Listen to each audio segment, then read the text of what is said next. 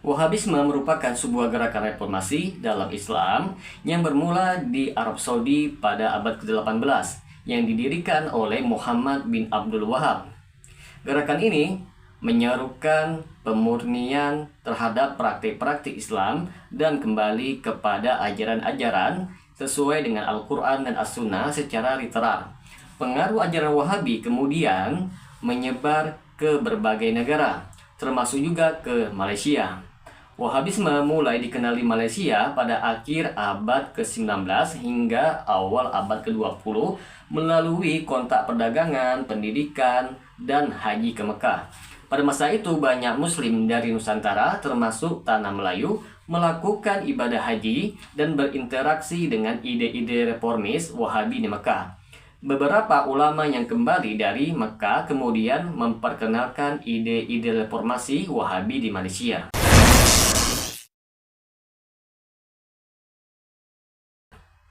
Assalamualaikum warahmatullahi wabarakatuh. Berjumpa lagi dengan saya Rio Mulyadi di channel Manhaj Dakwah.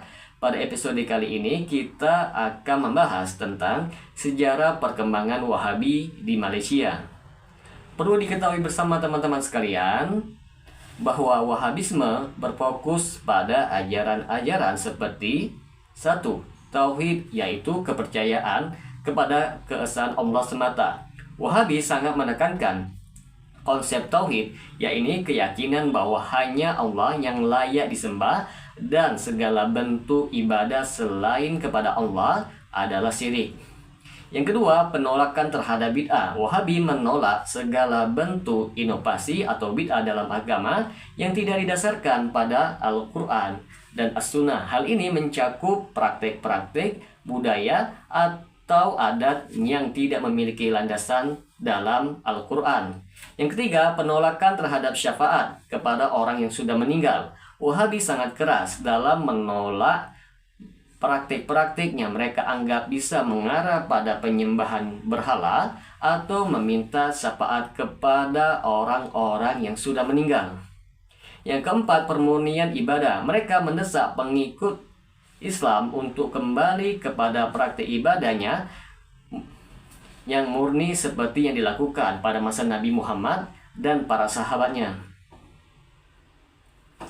Di Malaysia, Wahabisme tidak berkembang secara masif seperti di Arab Saudi, tetapi tetap memiliki pengaruh yang signifikan, terutama di kalangan ulama dan kaum intelektual yang menginginkan reformasi Islam.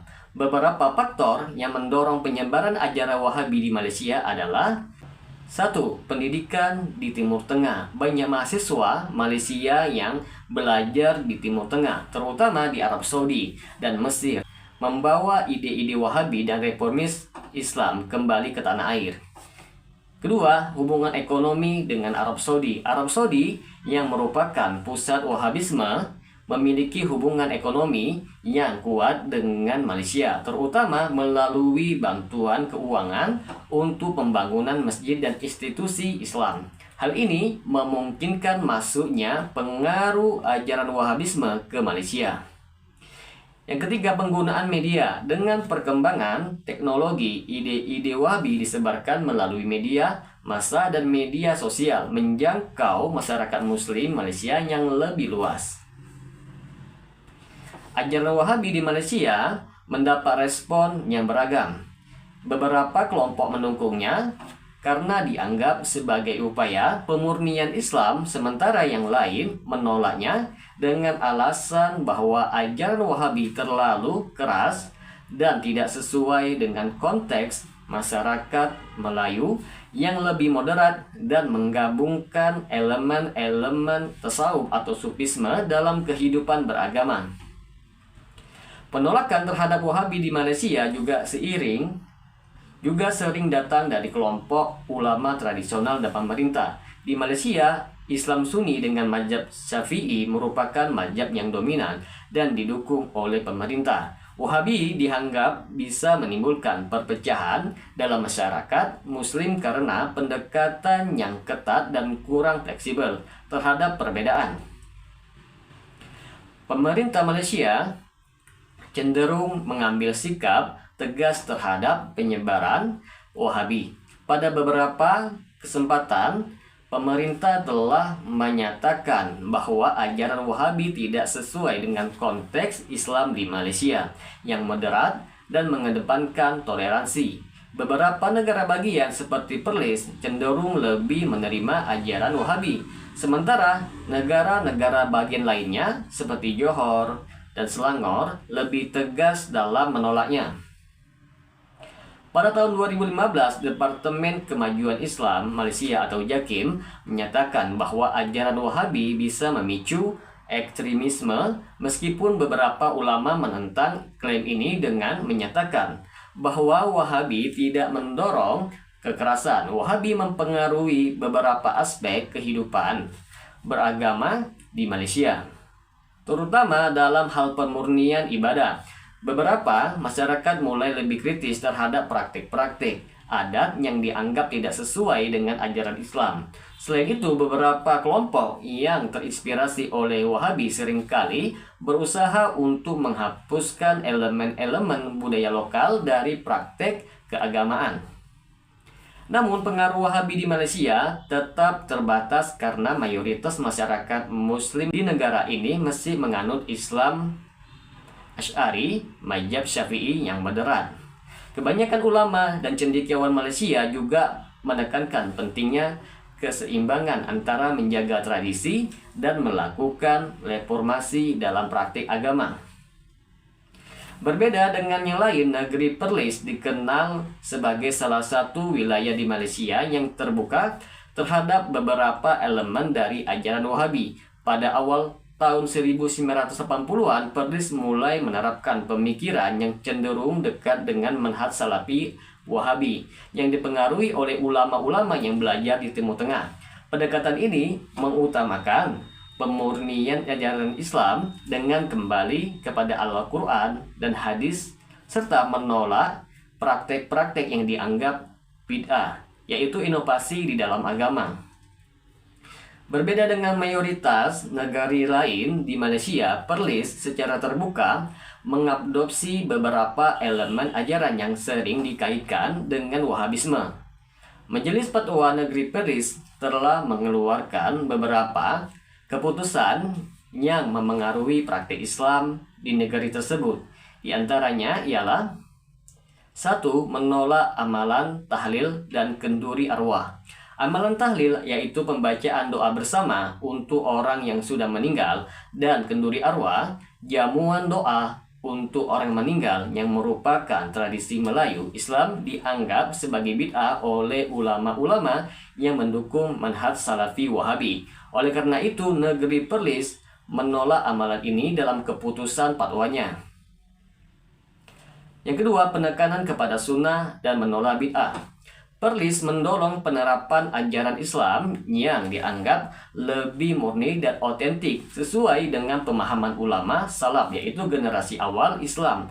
Fatwa-fatwa yang dikeluarkan cenderung menolak amalan-amalan yang dianggap tidak sesuai dengan sunnah Nabi Muhammad SAW. Sejalan dengan pendekatan Salafi, Perlis menolak berbagai amalan yang dianggap sebagai bid'ah, termasuk perayaan Maulid Nabi, tawassul, ziarah kubur dengan tujuan meminta berkah, dan penggunaan talqin setelah penguburan. Penolakan terhadap taklid buta. Perlis secara konsisten menolak konsep taklid buta, yaitu mengikuti pandangan ulama tanpa pengetahuan atau pemahaman. Sebaliknya, mereka mendorong ijtihad, yaitu usaha pribadi untuk memahami hukum Islam berdasarkan Al-Quran dan As-Sunnah. Selanjutnya, penggunaan mazhab Syafi'i dengan pendekatan yang fleksibel.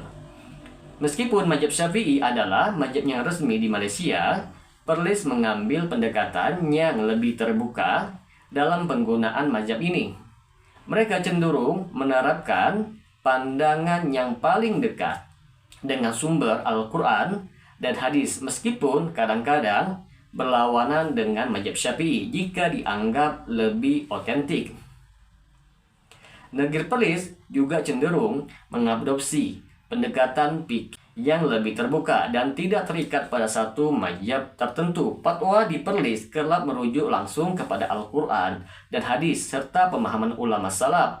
Bukan hanya pada mazhab Syafi'i saja yang dominan di Malaysia, sikap dan keputusan Fatwa Negeri Perlis tentang ajaran Wahabi ini mendapatkan dukungan dari sebagian masyarakat yang menginginkan reformasi dalam praktik keagamaan, tetapi juga mendapatkan kritikan dari kalangan ulama tradisional dan masyarakat yang masih kuat memegang tradisi lokal. Di tingkat nasional, ajaran yang terkait dengan Wahabisme seringkali dianggap sebagai ancaman terhadap kerukunan mazhab dan budaya Islam lokal, khususnya di kalangan pengikut mazhab Syafi'i.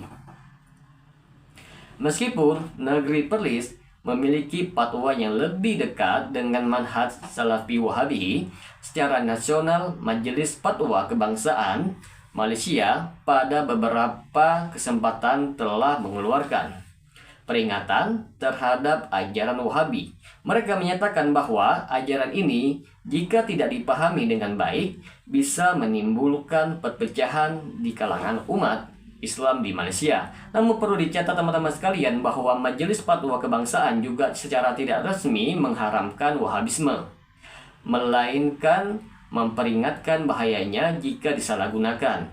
Keputusan fatwa di Negeri Perlis tentang ajaran Wahabi mencerminkan perbedaan dalam pendekatan keagamaan di Malaysia. Negeri Perlis lebih terbuka terhadap elemen-elemen Wahabisme dibandingkan dengan negeri-negeri lainnya yang cenderung lebih mempertahankan tradisi mazhab Syafi'i. Meski demikian, keputusan fatwa ini masih menimbulkan perdebatan dan perbedaan pandangan di kalangan umat Islam di Malaysia. Fatwa tentang ajaran Wahabi di Malaysia, khususnya di Perlis, memiliki sejarah yang panjang dan kompleks. Negeri Perlis sering dianggap memiliki hubungan yang lebih dekat dengan ajaran Wahabi atau Salafi dibandingkan dengan negeri-negeri Islam lain di Malaysia. Untuk memahami keputusan fatwa di Perlis mengenai ajaran Wahabi, penting untuk merujuk pada sejarah, konteks sosial politik, serta respon dari berbagai otoritas agama di Malaysia. Perlis melalui Majelis Agama Islam dan Adat Istiadat Melayu Perlis, yaitu MAIPS, tidak secara resmi mengeluarkan fatwa yang menyebut bahwa ajaran Wahabi sebagai sesat. Berbeda dengan beberapa negeri lain di Malaysia, sebaliknya, Perlis cenderung terbuka terhadap pendekatan yang lebih dekat dengan pemahaman Salafi. Pendekatan ini sering sekali disalahartikan sebagai penerimaan penuh terhadap Wahabisme. Padahal sebenarnya ada sebanyak perbedaan dalam penafsiran dan pelaksanaannya di Perlis dibandingkan dengan Wahabisme yang dipraktikkan di negara Arab Saudi. Negeri-negeri lain di Malaysia seperti Selangor dan Johor telah mengeluarkan fatwa yang lebih tegas terhadap ajaran Wahabi, menganggapnya sebagai aliran yang berpotensi merusak persatuan umat Islam. Pada tahun 2015, Mufti Selangor mengeluarkan fatwa yang melarang ajaran Wahabi di negeri tersebut dengan alasan bahwa ajaran ini bisa memecah belah masyarakat. Namun di Perlis tidak ada larangan resmi terhadap Wahabi. Bahkan beberapa tokoh agama di Perlis secara terbuka mendukung pendekatan Salafi yang dianggap lebih murni dan sesuai dengan ajaran Islam yang asli. Keputusan fatwa Perlis yang tidak menganggap Wahabi sebagai ajaran sesat menimbulkan berbagai reaksi dari masyarakat dan otoritas agama di negeri lain. Beberapa pihak menuduh bahwa pendekatan Perlis ini dapat memecah belah umat Islam di Malaysia. Mereka juga mengkhawatirkan pengaruh ajaran Wahabi terhadap praktik keagamaan tradisional yang telah mengakar dalam masyarakat Melayu seperti tradisi berdoa bersama untuk arwah dan memperingati hari-hari besar Islam. Namun otoritas agama Perlis menekankan bahwa mereka hanya berpegang pada prinsip kembali kepada ajaran Al-Quran dan hadis dan menolak segala bentuk inovasi yang tidak memiliki dasar dalam sumber-sumber utama Islam.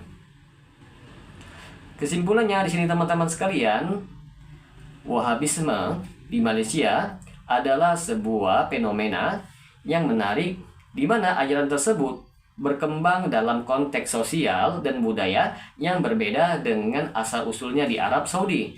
Meskipun memiliki pengikut dan pengaruh yang signifikan, ajaran Wahabi tetap menjadi isu kontroversi di Malaysia karena dianggap terlalu kaku dan tidak sesuai dengan tradisi Islam moderat yang telah lama dianut oleh masyarakat Melayu. Sikap pemerintah dan mayoritas masyarakat yang cenderung moderat membuat pengaruh Wahabi terbatas dan tidak menyebar luas seperti di beberapa negara lain. Keputusan Fatwa Negeri Perlis tentang ajaran Wahabi tidak serta-merta menganggap Wahabi sebagai ajaran sesat seperti yang dilakukan oleh beberapa negeri lain di Malaysia. Perlis lebih cenderung mengambil pendekatan yang dekat dengan pemikiran Salafi, namun tetap mempertahankan prinsip-prinsip utama Islam yang berlandaskan kepada Al-Quran dan hadis. Pendekatan ini telah menimbulkan perdebatan di kalangan umat Islam di Malaysia, terutama karena perbedaan dengan pendekatan yang lebih tradisional di negeri-negeri lainnya. Semoga dengan sedikit penjelasan ini dapat memberikan manfaat bagi teman-teman sekalian, dan apabila channel ini dapat memberikan manfaat bagi teman-teman sekalian, silahkan subscribe dan share. Semoga bermanfaat. Assalamualaikum warahmatullahi wabarakatuh.